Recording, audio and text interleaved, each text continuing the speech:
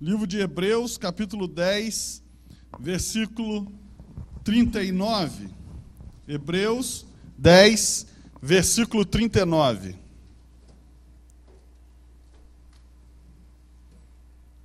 Você achou? Diga amém. A Bíblia diz assim: nós, porém, não somos dos que retrocedem para a perdição. Somos, entretanto, da fé para a conservação da alma. Repita comigo: nós, porém, não somos daqueles que retrocedem. Resumindo, fale para o seu irmão: você não é daquele que desiste. Às vezes, nós vamos além de desistir. Nós vamos ao ponto de retroceder. Retroceder é pior do que desistir. Retroceder é quando você não só para o que você está fazendo, mas você dá um passo para trás. Retroceder, por isso que a Bíblia fala, olha, você não é daquele que retrocede. Alguém que desiste é um estágio. Alguém que retrocede é um estágio que vai além de desistir. E muitas das vezes, nós estamos pulando de um estágio para o outro muito rápido. E eu queria pensar com os irmãos 7 motivos que nos fazem desistir. 7 razões que geralmente fazem as pessoas desistirem. Sabe, as pessoas começam muito empolgadas. A Bíblia fala, olha, você não é desse que desiste. Você não é desse que retrocede. Não há como retroceder sem desistir. Você vai voltar atrás, você vai ter que parar uma caminhada, você vai parar de ir. E, na verdade, a gente olha e talvez tenham muito mais outros motivos que nos fazem desistir, que nos fazem retroceder, que nos fazem parar. Mas eu separei nessa noite 7 motivos que nos fazem desistir, 7 razões que levam as pessoas a desistirem. Por que isso é importante, pastor? Porque se você já tiver consciência daquilo que te faz desistir, quando aquilo bater na sua porta, você já fala que ele não pode entrar. No momento que você já sabe que esse é um sintoma, esse é um sinal que você vai parar algo. E existem tantas coisas boas que poderiam ser construídas. Esses dias eu ministrei aqui sobre o teu potencial, sobre aquilo que está dentro de você, aquilo que Deus plantou para essa geração e colocou dentro de você. E há tantas coisas lindas, tantas coisas boas da parte de Deus e que nós estamos deixando de lado porque desistimos. Fale para o seu irmão, então você já entendeu que você não pode desistir. Mas eu vou compartilhar com você algumas causas que nos levam a desistir. Alguns motivos que nos levam a isso. Primeiro, abra sua Bíblia em Juízes, capítulo 13. E tudo que eu vou falar aqui são textos que você já leu, você conhece, mas eu quero dar um outro significado para esses textos. Juízes 13, versículo 5. Quando o anjo de Deus aparece para a mãe de Sansão, ele declara o seguinte: porque conceberás e dará à luz um filho, sobre a cabeça dele não passará navalha, porque o menino será nazireu, consagrado a Deus desde o ventre de sua mãe, e começará a livrar Israel das mãos dos filisteus. Deixa eu só abrir um parênteses aqui, olha o versículo 4. Agora guarda-te, não bebas vinho nem bebida forte, nem comas coisa imunda. Essa ordem, Deus mandou um anjo para dar instrução à mãe de Sansão do como ela deveria cuidar do seu filho. Esse cuidado começaria já no ventre, já na barriga de sua mãe. A Bíblia diz que o anjo falou assim, olha, você não pode beber bebida forte. Agora ainda não está falando para Sansão. Nazireu era aquele que não podia beber bebida forte, não podia tocar em coisas imundas e não podia raspar o cabelo naquele tempo. No tempo do seu nazireado. Como Sansão ia ser nazireu por toda a sua vida, separado por toda a sua vida para Deus, ele não ia poder fazer essas 3 coisas. As pessoas gravam muito que cortaram o cabelo de Sansão e ele perdeu a sua força. E aí parece que a força de Sansão estava centrada só no seu cabelo, mas antes de cortar o cabelo, ele perder a força, ele teve que quebrar 2 princípios do nazireado, do homem separado. Um era que não podia beber bebida forte, e tudo indica que na festa de casamento de Sansão ele tomou bebida forte. A segunda coisa, a Bíblia declara aonde foi que aconteceu, que foi quando Sansão tocou num animal morto, e isso é considerado um animal imundo.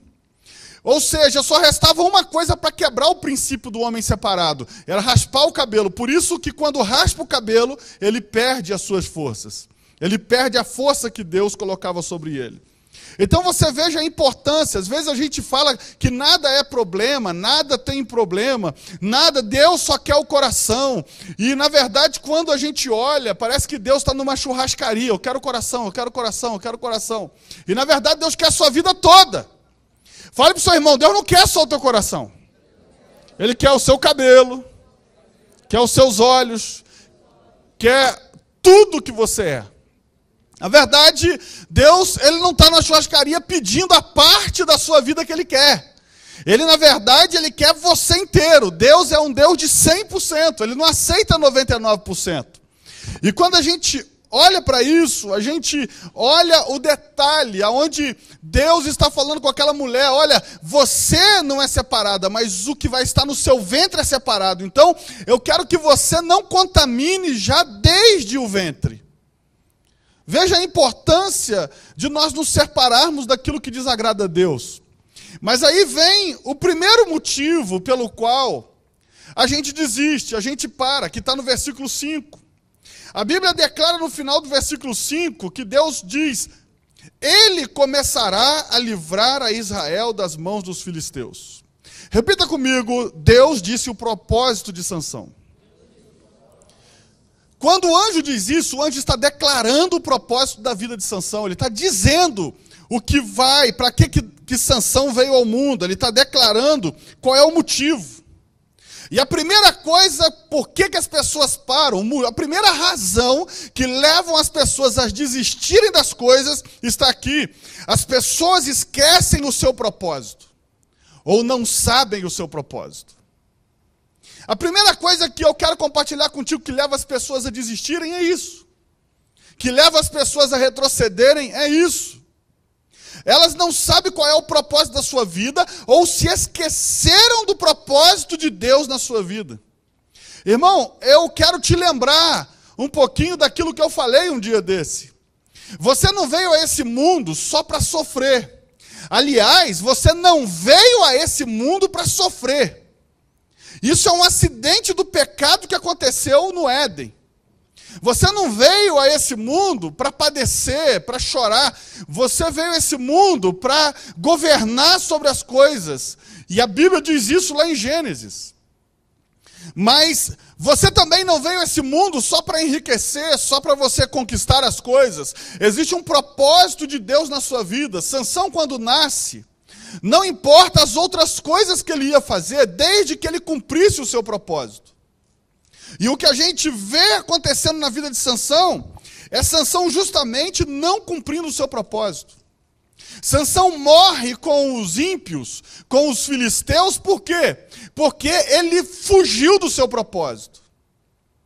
Nós temos que entender que nós temos um propósito de Deus na nossa vida. Se nós ainda não entendemos qual é o propósito de Deus, nós não podemos descansar enquanto nós não descobrirmos o propósito para a nossa vida.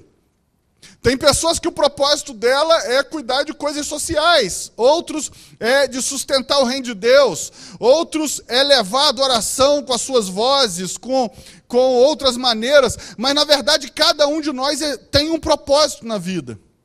E o propósito é aquilo que nos protege. Repita comigo, o propósito nos protege. Você olha para José, os irmãos de José queriam matar José, mas por que não podiam? Porque existia um propósito. A mulher de Potifar tentou desviar José, mas por que José não foi desviado? Porque havia um propósito. Se você olhar, a prisão tentou pelo menos segurar José, mas a prisão não pode segurá-lo. Por quê? Porque José tinha um propósito. O propósito é algo poderoso, o propósito pode te fazer grande. Você olha para José, José se torna grande, o governador do Egito, por causa de quê? Do propósito de Deus. E qual que era o propósito de Deus? Usar José. Para quê? Para que o povo de Israel fosse salvo da fome. Eles iam morrer na fome, mas o propósito de Deus, para isso José teve que crescer. Deus pode te fazer grande por causa do teu propósito. Daniel se tornou presidente de um reino por causa do seu propósito. Moisés se tornou famoso aos olhos dos capitães de Faraó e dos egípcios por causa do seu propósito. Josué se tornou famoso na terra por causa do seu propósito. Esther se tornou rainha por causa do seu propósito. Ei, meu irmão, está na hora da gente descobrir qual é o nosso propósito. Se a gente olhar ainda, o propósito te dá riquezas. A Bíblia fala em Esther, capítulo 10, versículo 3, que Mordecai se tornou próspero no reino de Assuero, porque cuidava da prosperidade dos judeus. Sabe o que significa isso? A prosperidade de Mordecai estava ligada ao propósito da vida dele, que era prosperar o povo judeu. Se a gente olhar para o propósito, Salomão se torna um homem sábio, um homem mais poderoso da terra, porque havia um propósito colocado através de Davi, o pai dele. Ele ia construir um templo ao Senhor. Fale com o seu irmão, o teu propósito pode trazer o dinheiro, o teu propósito pode te sustentar. Você olha para Elias, Elias não podia morrer, embora ele tinha chamado a fome sobre a terra. E a Bíblia diz que de várias maneiras Deus sustentou ele. Sustentou com o riacho, sustentou com o corvo que trazia comida, depois sustentou com uma viúva que lhe entregou uma oferta de bolo. Ou seja, o propósito te sustenta, o propósito faz com que você não pereça. Se você olhar para Moisés, ele fugiu aos 40 anos de idade, mas o propósito de Deus na vida de Moisés trouxe longevidade. Sabe o que significa? Ele teve que viver mais 40 anos para cumprir o propósito dele, porque aos 80 começa o propósito dele. Fale para o seu irmão, se você estiver no propósito, você vai viver mais. Eu tenho uma péssima notícia para você que tem sogra. Sua sogra pode viver mais, se ela descobrir o propósito da vida dela, que não seja te perturbar. Preste atenção, as pessoas esquecem o seu propósito. Para que você abriu aquela loja? Não se esqueça do propósito. Para que você entrou naquela empresa? Não se esqueça do propósito. Para que você tem feito esses projetos? Não se esqueça desse propósito. Por quê? Porque na medida que esquecemos os nossos propósitos, nós paramos. Porque as coisas vão ficar difíceis. O diabo vai tentar arrumar prisões para nos prender, como fez com José. Vai tentar arrumar pessoas, como fez com José, para nos desviar do caminho. E a verdade é que o que nos vai manter firme na nossa caminhada é o quê? O propósito com que a gente começou a caminhar. Por isso que a Bíblia fala que muitos caem. Mas a Bíblia em Apocalipse diz: lembra-te de onde caístes e volta às primeiras obras. Está dizendo, volte ao propósito. Por que as pessoas às vezes têm a maior força para vir à casa de Deus? Ela não mede esforços, ela faz de tudo, ela vem, e não interessa o que está acontecendo, chovendo canivete, chovendo o que for, ela vem. Porque tinha um propósito antes. Ei, meu irmão, e eu não estou aqui para ficar falando que você está sem propósito, não. Você está aqui hoje, debaixo dessa chuva, desse frio. Você podia estar em casa, vendo televisão, descansando, dormindo, fazendo qualquer coisa. E sabe por que você está aqui? Porque tem um propósito. Você sabe que existe um propósito. Você sabe que Deus é um Deus de propósito. E que os propósitos de Deus vão se cumprir na sua vida. Por isso você tem aguentado tudo que você tem aguentado. Porque existe um propósito. Talvez você nem descobriu qual é ele. Mas existe um propósito que está te mantendo de pé. Nós não podemos esquecer o propósito. Você já viu? Às vezes a gente chega na igreja, a gente se membra na igreja e a gente fica assim, não, mas eu estou lá porque eu senti algo de especial. Eu estou lá na igreja porque quando eu entrei lá a primeira vez foi assim, foi assado. Por que a gente sai? Esqueceu o propósito. Fale para o seu irmão, não se esqueça o propósito. E você nunca vai errar o caminho. A gente precisa entender que o propósito vai fazer com que a gente continue no caminho. A segunda coisa que fazem as pessoas pararem, Eclesiastes 3:1, não precisa nem de abrir que vocês têm esse de cabeça. Repita comigo, tudo tem o seu tempo determinado. E há tempo para todo propósito debaixo do céu. Sabe qual que é a segunda coisa que faz as pessoas pararem, que faz as pessoas retrocederem? As pessoas não têm paciência para esperar o tempo. Vê se o teu irmão tem cara de impaciente. Se ele começar a olhar o relógio toda hora, que ele já está impaciente. Ele não vai ficar impaciente. O problema é que a gente é impaciente com as coisas. A gente não tem paciência para esperar as coisas acontecerem. A gente começa hoje uma caminhada e já quer ver o término da caminhada uma semana depois. A gente começa numa empresa hoje e a gente começa cheio de expectativa, mas como as coisas não acontecem no tempo que a gente pensava, a gente para, a gente desiste, a gente joga a toalha. Ei, meu irmão, a toalha você pode jogar só por um tempo para ela secar, para depois tu ir lá e secar o suor de novo e continuar lutando. Fale para o seu irmão, a toalha é só teu aliado, mas não joga ela muito tempo fora. Você sabe o que acontece? As pessoas não têm paciência de esperar o tempo. Eu vou dar um exemplo dos músicos da igreja. Agora sobrou para eles. Agora é com vocês. Tem uns caras aqui que são mais velhos. E tem gente faltando aqui, peraí. Eu vi um aqui que estava faltando. Cadê o Daniel? Cadê o Daniel? Falou em velho, eu lembrei do Daniel. Ah, não, é que eu vi a esposa do Daniel. É que é uma só carne, não é isso? Então é por isso que eu vi o Daniel em você. Mas, preste atenção numa coisa. Alguns músicos chegavam e falavam assim, com a pastora Raquel, porque mulher é mais tranquila, né, mais sensível e tal, né, deixa, coração de mãe, não, sabe, não e tal. Aí ficavam tentando me torcer através dela. A verdade é essa. Aí o que acontece? Começavam a dizer o quê?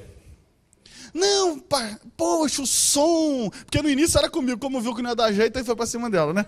Mas o som muito baixo, eu não consigo ouvir não sei o quê, tinha que botar não sei o quê, era uma confusão danada. Até hoje eles ficam pedindo alguma coisa aí, mas esperai com paciência no Senhor. Mas, o que acontece, irmão? O que acontece? Aí... as pessoas às vezes desistem. É que talvez você é mais novo, você não lembra como eram os primeiros sons. Se é que a gente podia chamar aquilo de som. Você sabe, quando começava o louvor, não tinha cubo, como ainda não tem, por enquanto, não é isso? Mas, o que acontece? As pessoas reclamavam que não se ouviam, e hoje em dia, tem hora que o som está até alto, vamos falar sério. Não é verdade? Quando você quiser reclamar, reclama lá na mesa de som. Que aí pede assim, abaixa um pouquinho. Mas preste atenção na coisa. Mas já houve época que teve gente que não conseguiu esperar o tempo que o som ia ser mais alto. Porque ainda não tinha acústica, não tinha parede acústica lateral, não tinha algumas coisas que não nos permitiam. Porque eu trouxe uma filosofia e eu quero trazer isso para a igreja, meu irmão. Os vizinhos têm que entrar aqui não para reclamar, tem que vir para ser abençoados. O vizinho tem que entrar aqui, não porque o som foi lá na casa dele, perturbou o juízo dele, perturbou o fantástico dele, perturbou a novela dela, isso é preconceito, novela dele também, e perturbou lá as coisas lá, e aí o que acontece? Aí vem aqui reclamar, não, quem tem que entrar lá não é o som que está fazendo barulho nosso, é o Espírito Santo que tem que encher esse lugar, a atmosfera de Deus ficar tão cheia nesse ambiente, que não caiba aqui dentro e comece a ir para os nossos vizinhos. E eles entrarem aqui, não porque estão ouvindo um barulho que tem culto, mas porque eles sentem que há algo de especial. Mas por muito tempo eles tiveram que suportar, tocar quase não se ouvindo. Quem teve paciência, hoje toca mais alto. Na frente, quem tiver paciência, vai tocar com seus cubos, com seus amplificadores. Quem tiver paciência, fala para o seu irmão, se às vezes não recebe porque não tem paciência, irmão. Mas aí é fácil, é profético, viu? É profético. Mas o que acontece? Quando a gente olha para isso, a gente vê uma realidade. A realidade é o seguinte, nós estamos falando que 4 anos depois, a realidade mudou, mas as pessoas querem esperar no máximo 4 dias. As pessoas querem esperar só 4 semanas. As pessoas querem esperar só 4 meses. Fale para o seu irmão, Deus tem alguns anos para você em algumas coisas.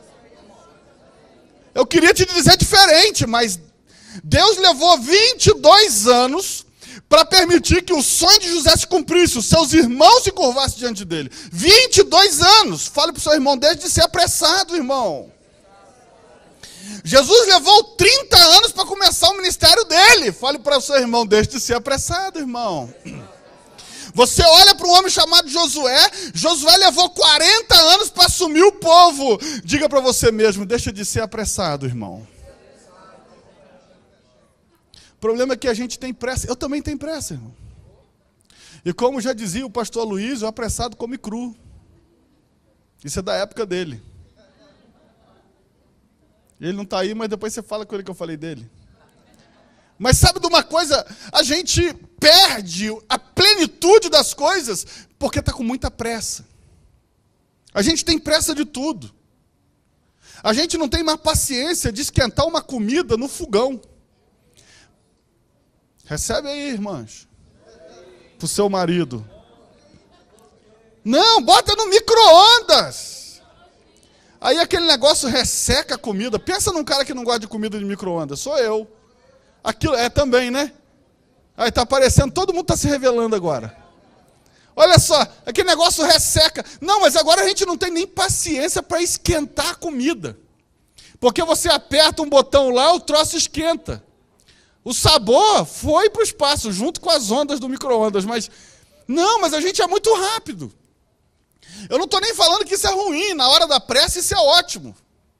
Na hora que você está com pressa. O problema é que nós estamos ficando com pressa para tudo, irmão.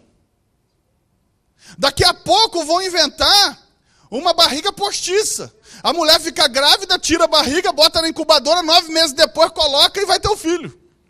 Porque as pessoas não querem nem ter paciência para esperar o neném nascer. O que foi isso? Criatividade demais? Acontece. Isso é desde criança. Mas preste atenção numa coisa. A gente perdeu a paciência com as coisas. Deus faz uma promessa, a gente desiste da promessa porque está demorando muito. A gente perdeu, esqueceu que existe um tempo para tudo. Fale para o seu irmão, existe um tempo para tudo. E as pessoas estão desistindo porque não sabem esperar. Deus fez a promessa? Espera, irmão. Existem coisas que nós temos que agir de acordo com a promessa. Deus falou que eu vou gravar. Então entra numa aula, muda esse negócio, faz um transplante de voz, faz qualquer negócio. Você age de acordo com a promessa. Agora, tirando isso, você não vai fazer nada se você não caminhar. Existem coisas que Deus nos promete que precisamos caminhar para encontrar. Agora, existem coisas que precisam só do tempo. Fale então com o seu irmão, deixe de ser apressado, irmão. A gente tem pressa. Porque o homem Moisés teve pressa para mostrar para os seus irmãos que ele ia ser o libertador do povo de Deus. Eu já expliquei isso aqui, leva 30 anos a mais. Nós precisamos entender que a nossa pressa, às vezes, faz com que o tempo demore mais ainda. Terceira coisa. Abra sua Bíblia em Mateus, capítulo 14. Eu quero te mostrar uma coisa interessante aqui nesse texto que você sabe muito bem. Mateus capítulo 14, versículo 29.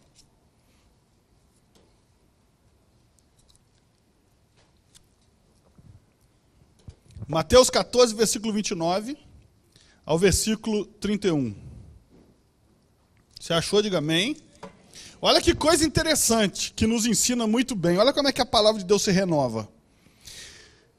E ele disse, Jesus dizendo para Pedro, vem. E Pedro, descendo do barco, andou sobre as águas para ir ter com Jesus.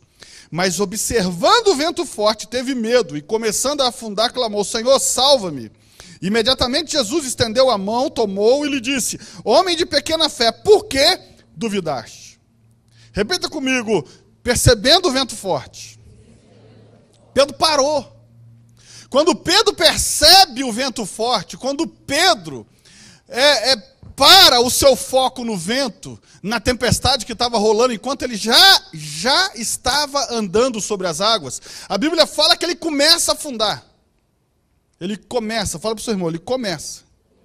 Ele não afunda todo, só começa. Porque tem uns desenhos aí que mostram ele andando e afoga, e sobe, e afoga, e sobe. Não tem nada disso. Começa. Eu não sei como é que funciona isso. Mas também não sei como funciona andar sobre a água. É do mesmo jeito que afunda. Ele afunda em câmera lenta. Ele vai afundando. É câmera lenta. E sabe, preste atenção numa coisa. As pessoas estão parando, sabe por quê? Porque estão prestando atenção na circunstância do milagre. As pessoas estão parando porque estão prestando atenção na circunstância. Ela até começa a caminhar sobre o que Deus falou. Ela já está até andando sobre a promessa de Deus. Mas de repente ela começa a pensar assim, não vai ter dinheiro não, hein? Mas como é que teve até agora? Vai ter do mesmo jeito que já estava tendo. Mas quando a gente começa a olhar para a circunstância, acontece o que aconteceu com Pedro. De repente Jesus fala para ele assim, homem de pequena fé. Agora, olha que ele está chamando de homem de pequena fé. O cara teve fé para sair do barco. Só não teve fé para continuar em cima da água. Mas para começar a andar, começou. Mas o que foi que tirou a fé dele? Olhar para a circunstância. Essa tempestade, olha as águas como é que estão altas, olha como é que está dando onda, como é que eu estou fazendo isso? O problema é que a gente quer racionalizar o milagre. Se você consegue explicar, é porque não é milagre. Se você está conseguindo explicar um milagre, como o milagre aconteceu? Sei lá, meu irmão, milagre não se explica. Agora, se eu consigo explicar como o milagre aconteceu, significa que não é milagre. O problema é que a gente está querendo olhar para as circunstâncias. Como Deus manteve a minha empresa até agora? Não sei, é do mesmo jeito que Ele vai continuar mantendo. Como Deus te manteve de pé até agora, com esse monte de problema que você tem? Não sei, é desse mesmo jeito que Deus vai continuar te mantendo de pé, você entendeu? Eu não sei, pastor, como é que eu estou me mantendo no meu emprego? É do mesmo jeito que Deus vai continuar te mantendo. O problema é que a gente está olhando para a circunstância. Eu não posso mais porque as coisas não me são favoráveis. A Bíblia mostra que Pedro andou sobre as águas sem as coisas serem favoráveis. Pare de ficar olhando as circunstâncias. Quando você começa a olhar as circunstâncias, você já viu, eu não sei se você já teve essa experiência, quando você agia mais por fé, as coisas funcionavam melhor? Você conseguia mais coisa quando você funcionava por fé.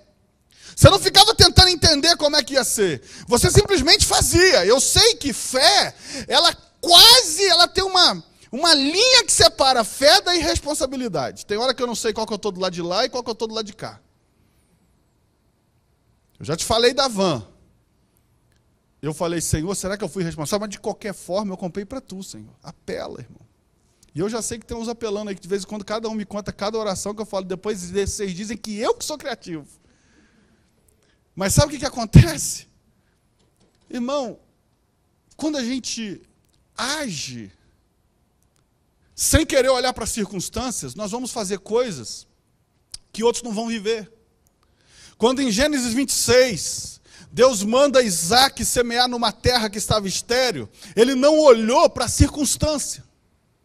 Uma terra que estava com fome, não tinha chuva, ele não olhou para a circunstância, ele simplesmente plantou a semente. A Bíblia diz que para cada semente que ele plantou, houveram 100 frutos.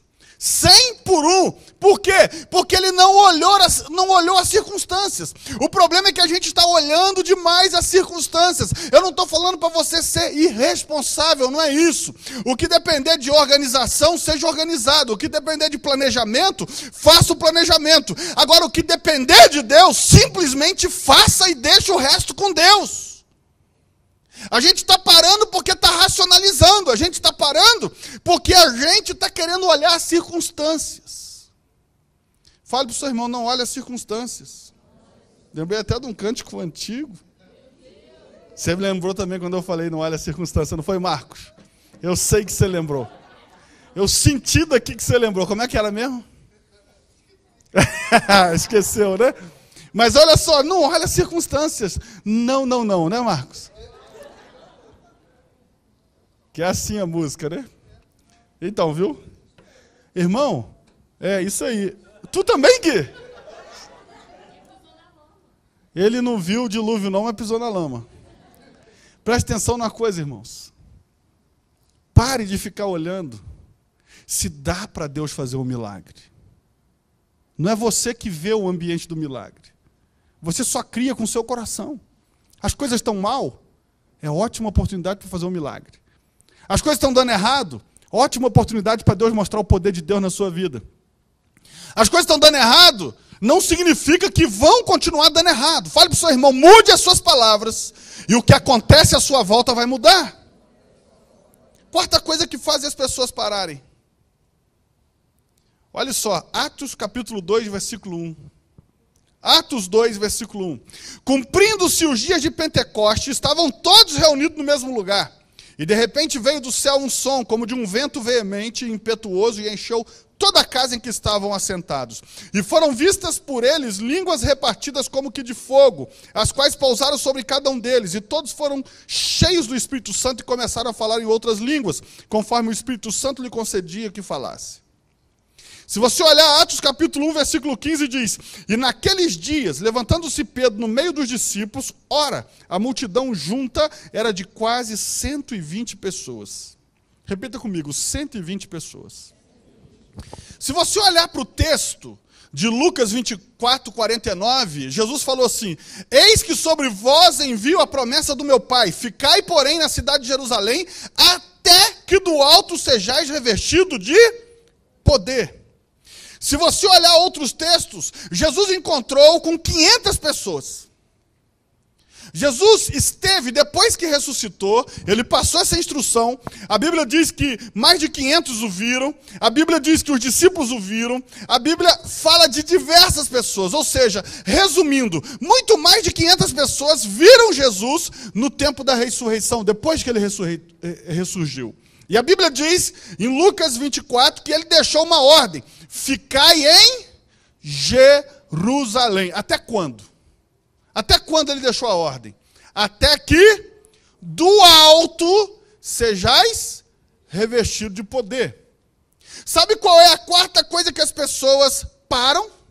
Repita comigo: não seguem instruções.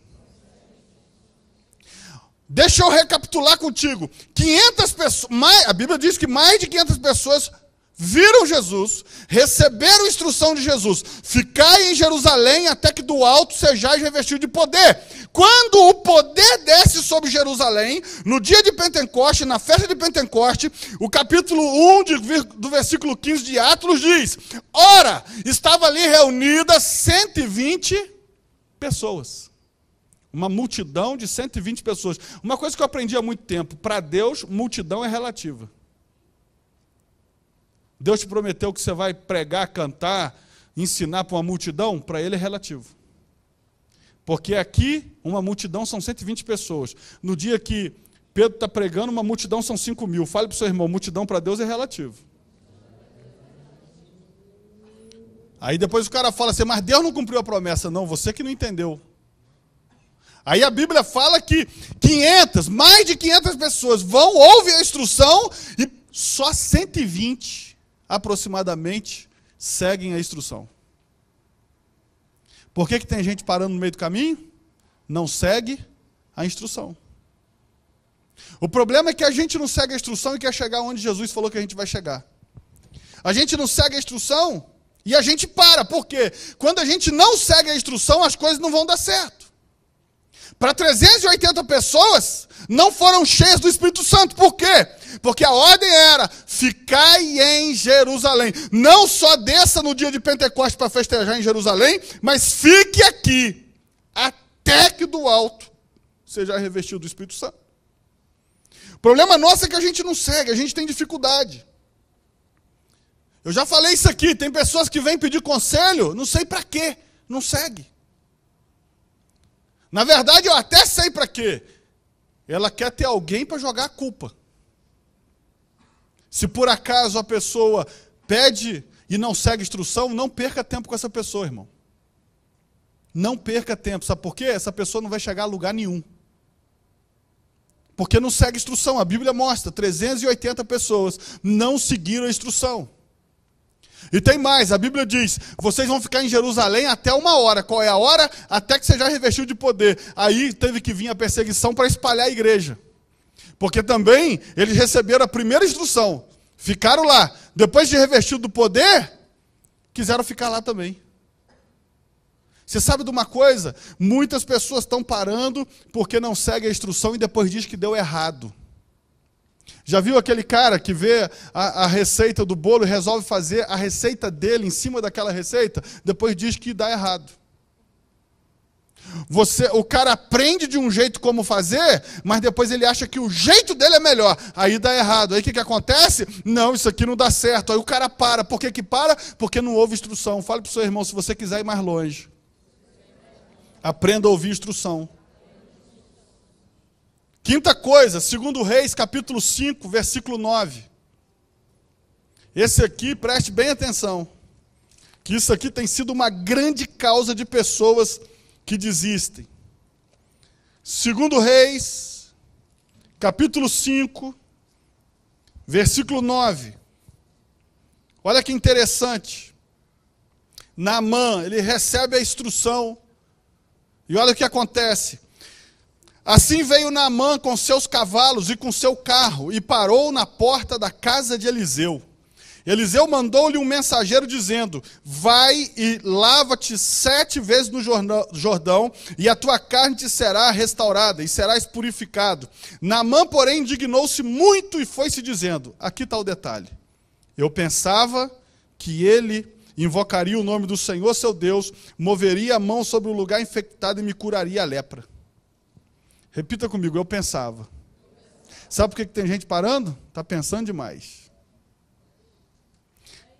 Repita comigo, tem gente parando.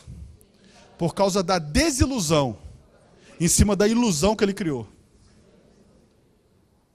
Tem gente parando por causa da desilusão. Mas não é desilusão porque eu estou desiludido com fulano, porque fulano é ruim. É porque ele criou uma ilusão na cabeça dele. Ele achava que ia ser de um jeito.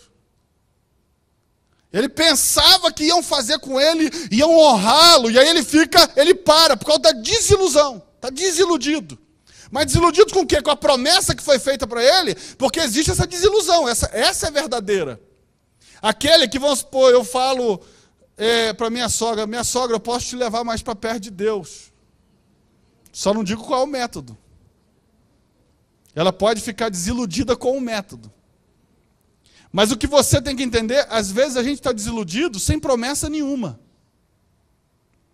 Sem promessa nenhuma. Simplesmente, ninguém prometeu nada para Naamã, só prometeu que ele ia ser curado.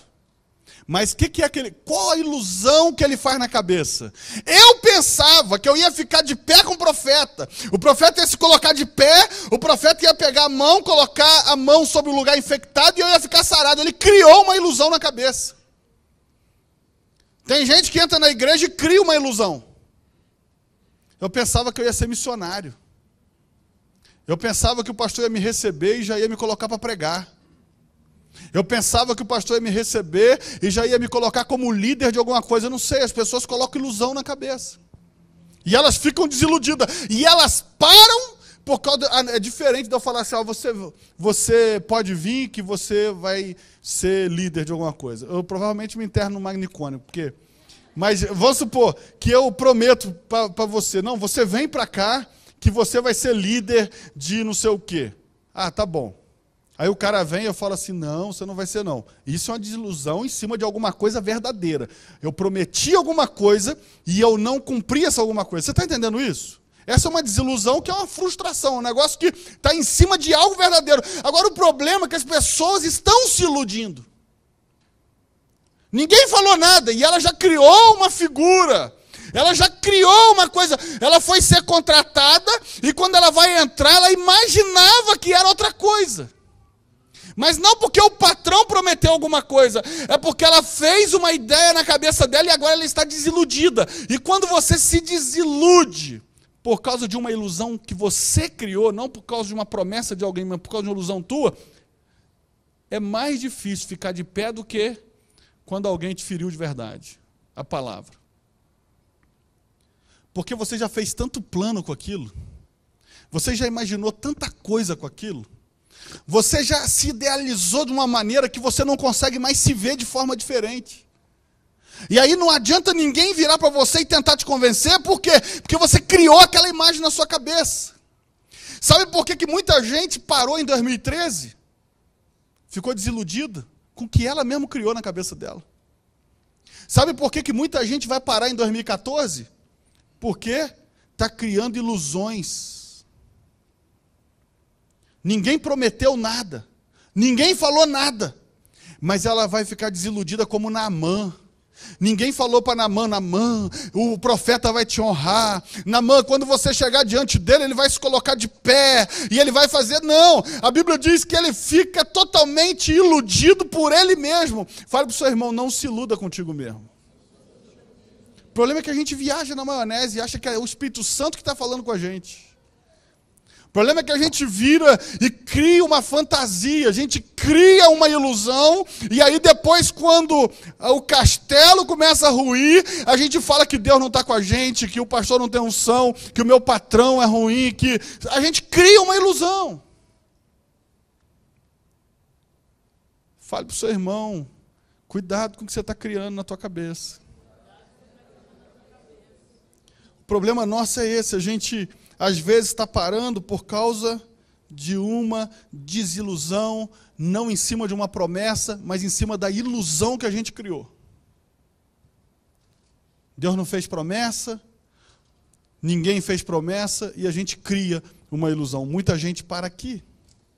Penúltima coisa, 1 Samuel, capítulo 1, versículo 4. 1 Samuel, capítulo 1, versículo 4.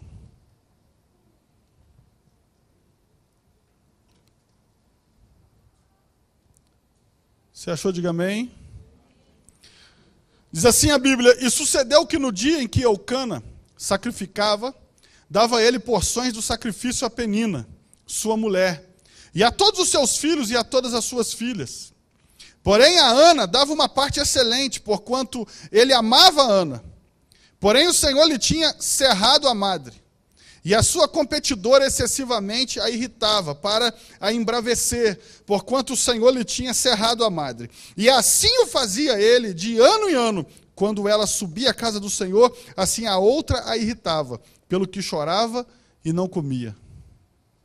Comer naquela época, no templo, na hora do sacrifício, era como fazer parte do culto. Naquela época, uma das partes do culto, no dia em que de ano em ano tinha que se subir para sacrificar, era justamente a família que levou o sacrifício também comesse junto naquele lugar.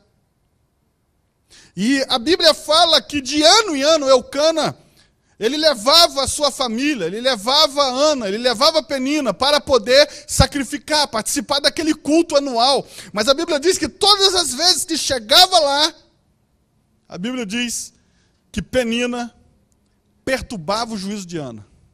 Irritava ela de tal maneira que ela não participava do sacrifício, ou seja, não participava do culto. Sabe qual é a sexta coisa, a penúltima coisa que tem feito as pessoas parar? Repita comigo: outras pessoas. Tem muita gente sendo parada por outras pessoas.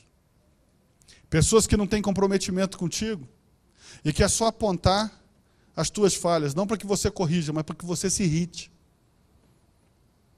Você sabe o que Penina fazia com Ana? Virava para ela e dizia assim: você não pode ter filho. E se tinha uma coisa que era desonroso para a mulher naquela ocasião, era não poder ter filho. Porque a Bíblia diz que eles consideravam como uma maldição de Deus. E aí, o que foi que Penina fazia? Como ele sabia que ela sabia que Eucana amava mais Ana, quando chegava na hora de sacrificar, a Bíblia diz que ela tentava prejudicar e atrapalhar o culto de Ana. Ei, meu irmão, dia de culto, você já viu que acontece uns negócios para te perturbar? Não sei com você, de repente você não é tão normal assim. Mas olha, você pensa bem, segunda não tem culto, segunda as coisas vão melhor. Terça tem culto. aparece uma penina para te perturbar o juízo.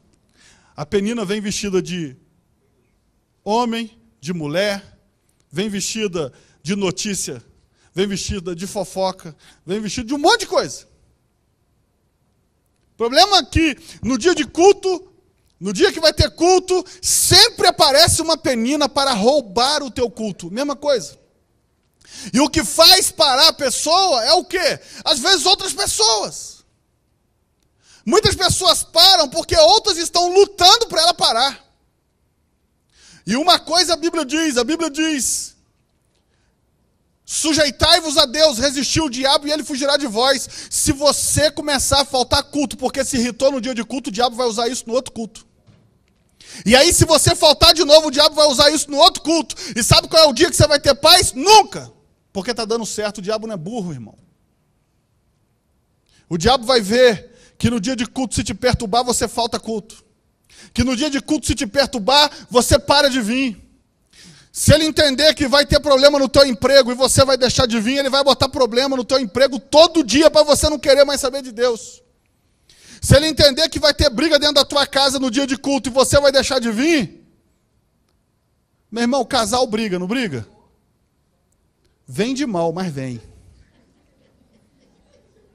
Ei, vamos ser realistas, casal briga. Ou você é anormal? É ou não é? Às vezes teu marido vai te perturbar naquele dia de vir no culto. Eu sei que ele nunca te perturba. Marido nunca perturba a esposa. Marido nunca senta na sala quando você está assistindo televisão e fica assim, pum, pum, pum, não está nem vendo nada. Pum, pum, pum, vai, 78 canais, pum, pum, pum, pum. Ele vai lá no 78 e volta no primeiro. Pum, pum, e vai de novo. Você fica zonza, girando assim, quase que cega. Mas eu sei que isso não acontece em dia de culto. Não acontece.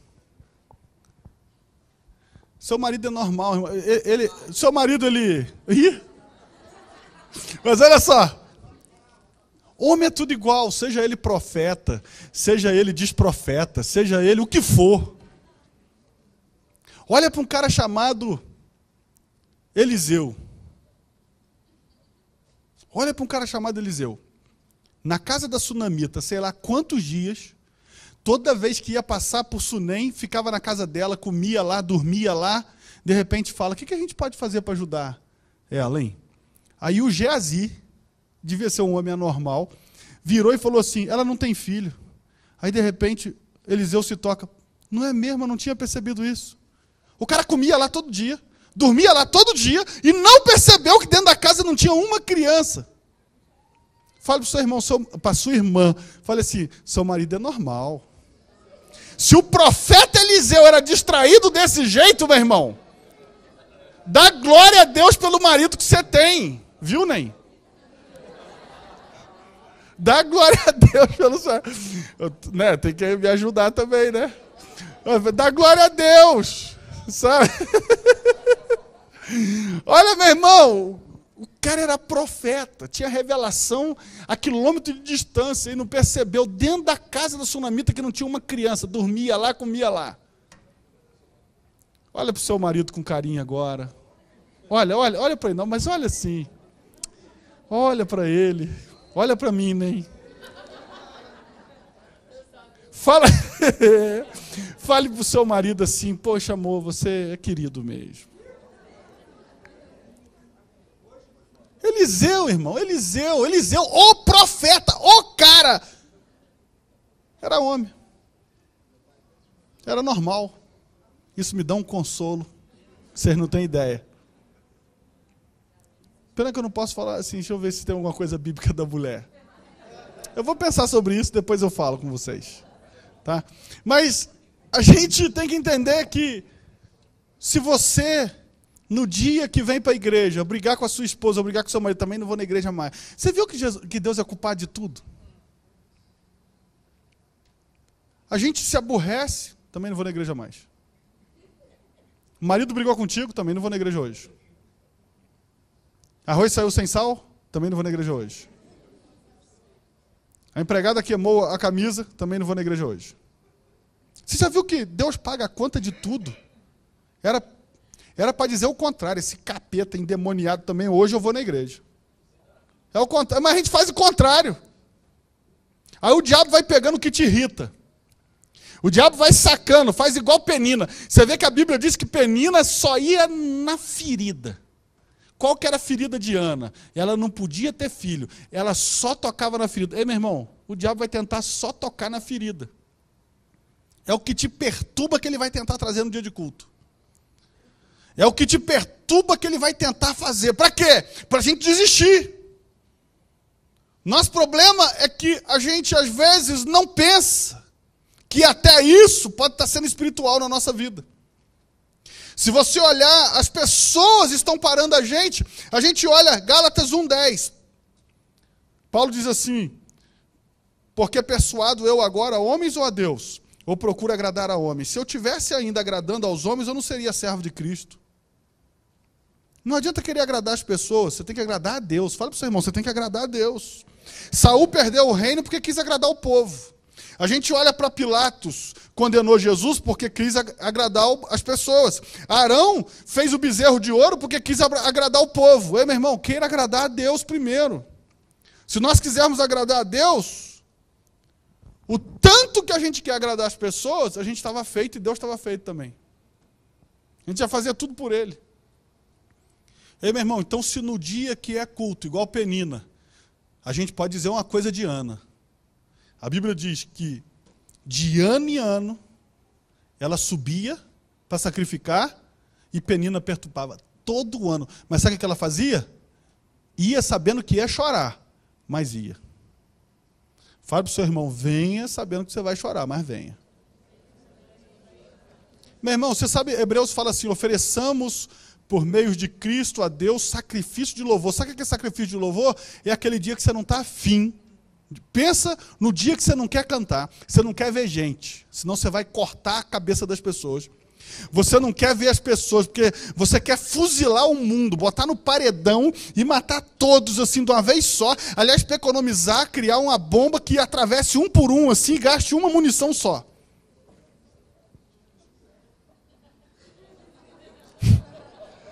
Acontece. Olha, presta atenção numa coisa. Esse dia é uma grande oportunidade para você oferecer sacrifício de louvor.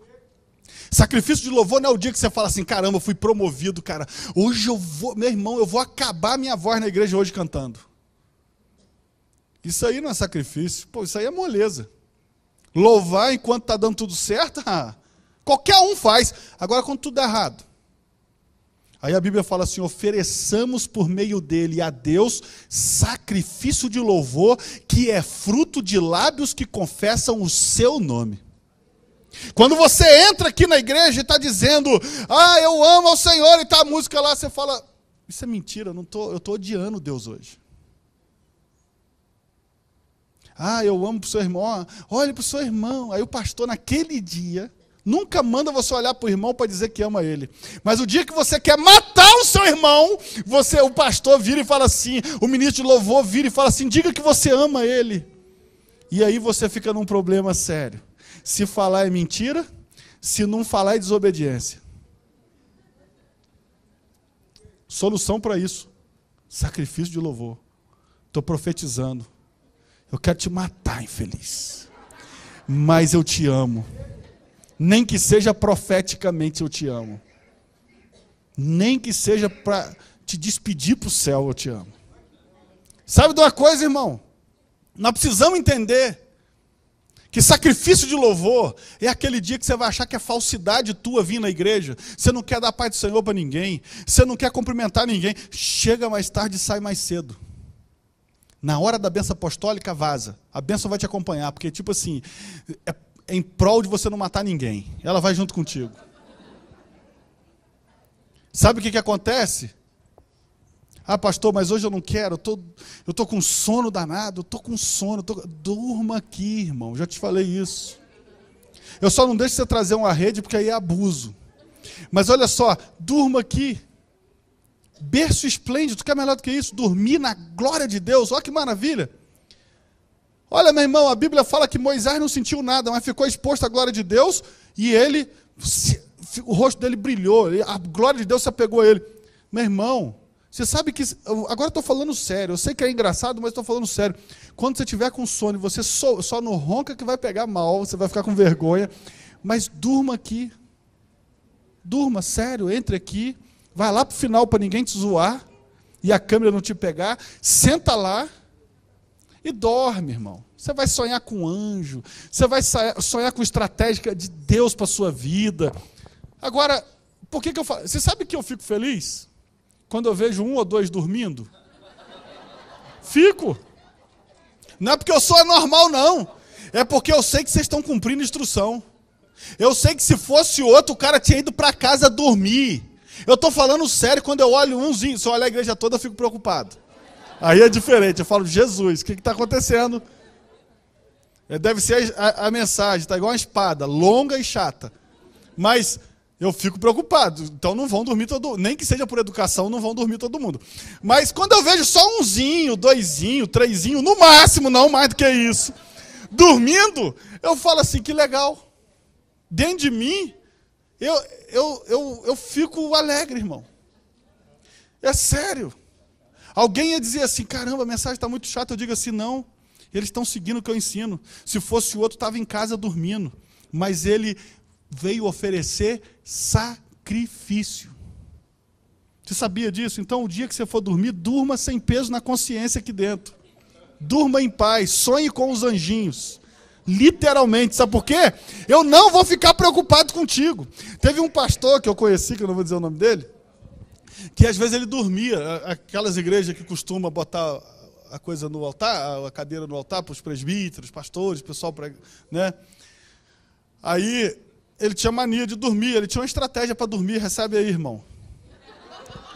Ele tinha uma estratégia, ninguém perturbava ele aqui no altar. Me empresta uma cadeira aí, por favor, rapidinho. Que eu vou encenar para que você veja. Bota aqui no telão a imagem. Olha só. O cara sentava. A mensagem começava. Ele botava o óculos dele para baixo. Deixava a Bíblia aberta. E dormia. Teve uma vez que deu errado. Sabe o que aconteceu? O pastor pediu para ele orar. Não tinha começado ainda a mensagem. A mensagem não tinha começado. Então nós vamos orar agora com o presbítero fulano de tal. Que o amor de Deus, que a graça do nosso Senhor Jesus... O cara terminou o culto, irmão. O cara terminou o culto. Fale para o seu irmão, pelo menos vigia, né? Fica atento, dorme, mas é igual escoteiro, sempre alerta. O cara terminou o culto, no início da mensagem, olha que tristeza. Como é que conserta isso? Imagina a galera rindo.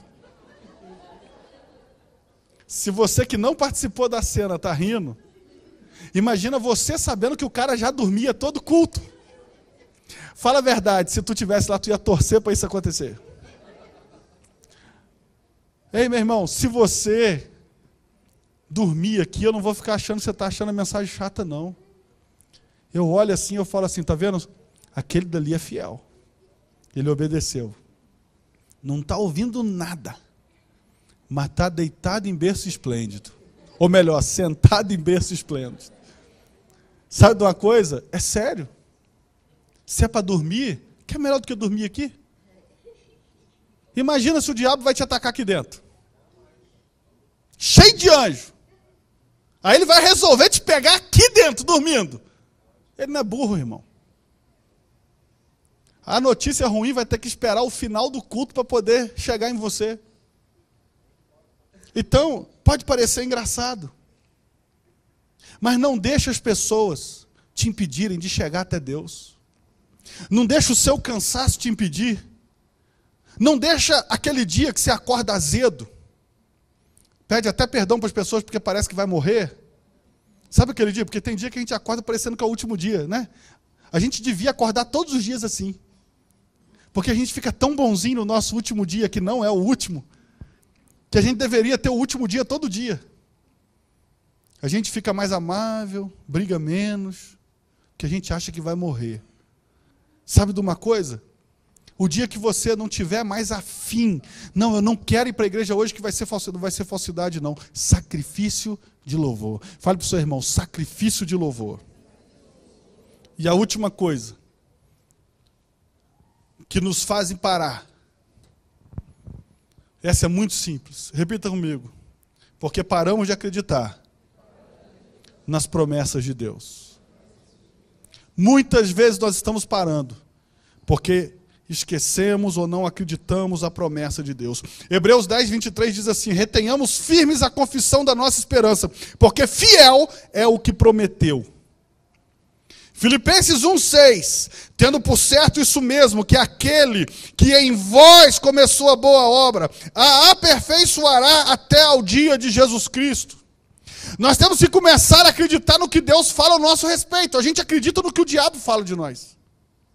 O diabo fala que a gente não consegue, que a gente é fraco, a gente acredita. O diabo fala que a gente não vai conseguir, a gente acredita. Mas Deus libera uma palavra sobre a nossa vida, a promessa vem sobre a nossa vida, a gente não acredita. Nós precisamos começar a acreditar nas promessas de Deus.